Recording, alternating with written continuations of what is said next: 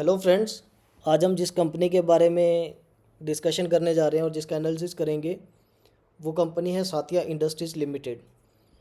और इसका एनालिसिस शुरू करने से पहले मैं आपको डिस्क्लेमर दे दूं कि मैं सेबी रजिस्टर्ड इन्वेस्टमेंट एडवाइज़र नहीं हूं। जो भी इंफॉर्मेशन यहां पे शेयर कर रहे हैं वो एजुकेशनल पर्पज़ के लिए और वो मेरे पर्सनल ओपिनियन है।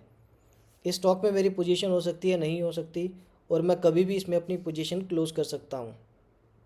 अगर आप इसमें कोई भी पोजीशन लेते हैं तो उससे पहले अपनी खुद की रिसर्च कर लें या अपने फाइनेंशियल एडवाइज़र से डिस्कशन कर लें।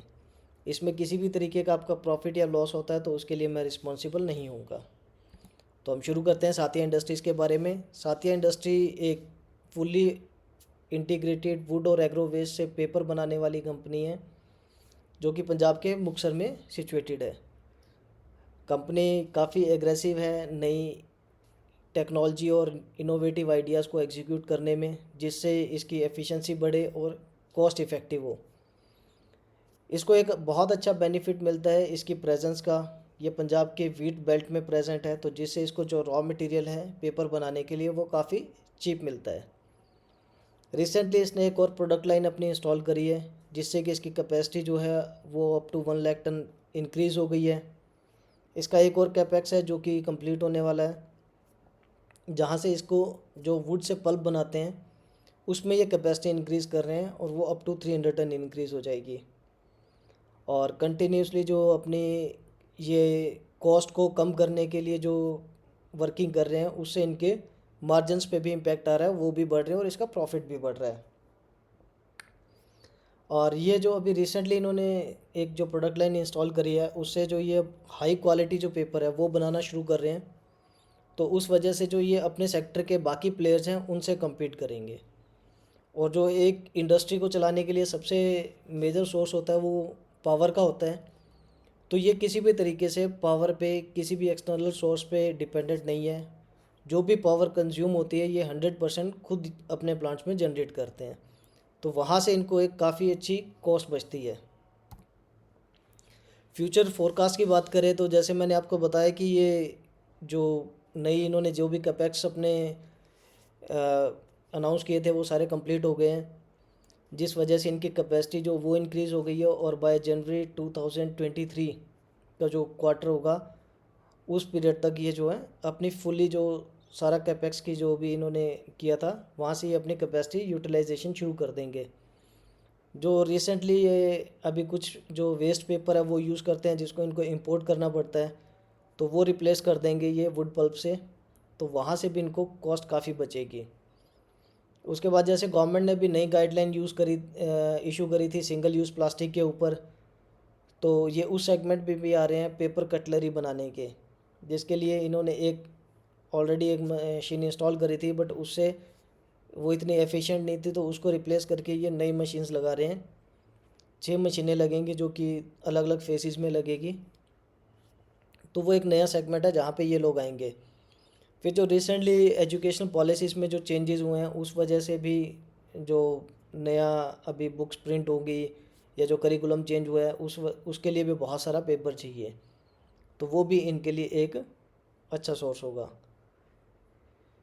फिर जो यूरोप के अंदर बहुत सारी जो एक पावर क्राइसिस है उस वजह से बहुत सारी फैक्ट्रीज़ हैं जिनकी या तो कैपेसिटी उन्होंने यूटिलाइजेशन कम कर दिया है या जो है टेम्परेरी शट डाउन हो गई है, तो वो भी एक इनके लिए अच्छा वो है जहाँ पे ये केटर कर सकते हैं।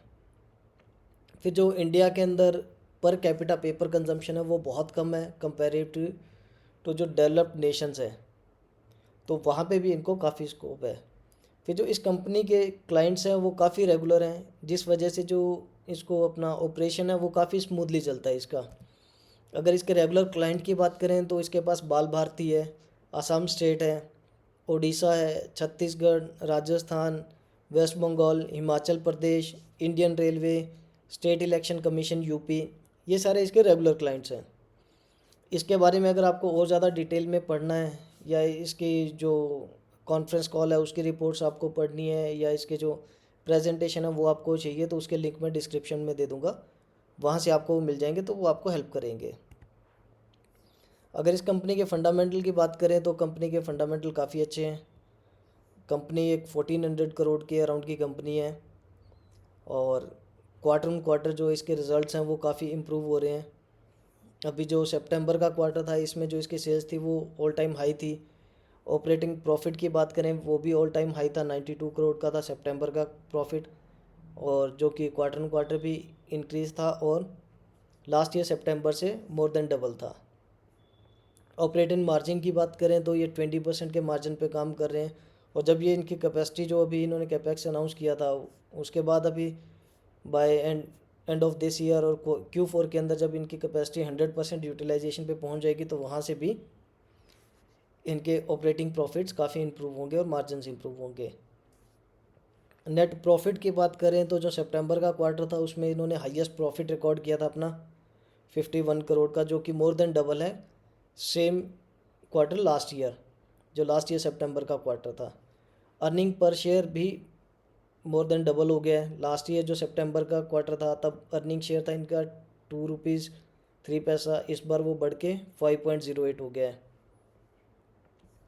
अगर इन्वेस्टर की बात करें तो कंपनी के अंदर जो प्रमोटर है उनका हेल्दी शेयर है, 51.79% प्रमोटर शेयर है।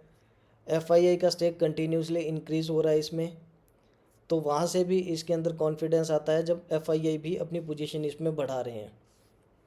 और सेम चीज़ इसके जब हम टेक्निकल चार्ट देखते हैं तो हमें यहाँ पे भी देखने को मिलती है कि स्टॉक जो है एक रेंज बाउंड के अंदर काम कर रहा है अभी तक जो चल रहा है, और काफ़ी कम वॉल्यूम के साथ है। तो यहाँ से भी ऐसा लगता है कि कोई बड़ा प्लेयर इसके अंदर पोजीशन अपनी बना रहा है और स्टॉक को अक्यूमुलेट कर रहा है। क्योंकि ये काफ़ी फ्रस्ट्रेशन जो हो जाती है इस टाइम पे, जब आपका स्टॉक नहीं मूव करता पूरे दिन में 1% या 2% भी, तो उस टाइम पे वो प्लेयर जो हैं, बड़े प्लेयर, वो अपनी पोजीशन बनाते हैं। अगर नियर टर्म सपोर्ट की बात करें तो 139 का इसका सपोर्ट है, जो कि इसने अपना जब 31 अक्टूबर को ऑल टाइम हाई बनाया था 164 का, वहाँ से स्टॉक करेक्ट हुआ और इसने 139 पे सपोर्ट लिया। वहाँ से अगेन इसने ऊपर की जर्नी शुरू करी और फिर से अभी ये ट्रेंड लाइन के ऊपर ही चल रहा है स्टॉक। अभी तक इसने ट्रेंड लाइन को ब्रेक नहीं किया है।